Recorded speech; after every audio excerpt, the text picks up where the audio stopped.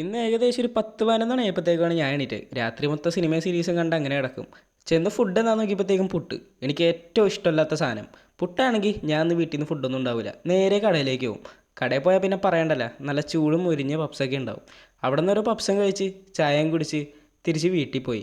പ്രത്യേകിച്ച് പണിയൊന്നുമില്ല, നല്ല ബോറടി ആയതുകൊണ്ട് തന്നെ എൻ്റെ വല്യമ്മാനെ ഞാൻ അങ്ങോട്ട് ഫ്രീക്കാക്കി. ഇതേ കണ്ടില്ലേ, ഞങ്ങൾ കുറേ നേരം സ്നാപ്പിലൊക്കെ കളിച്ചുകൊണ്ടിരിക്കണമായിരുന്നു. അത് കണ്ട് എന്നെ ഉച്ചരിക്കലായിരുന്നു എൻ്റെ വല്യമ്മയുടെ മെയിൻ ഹോബി.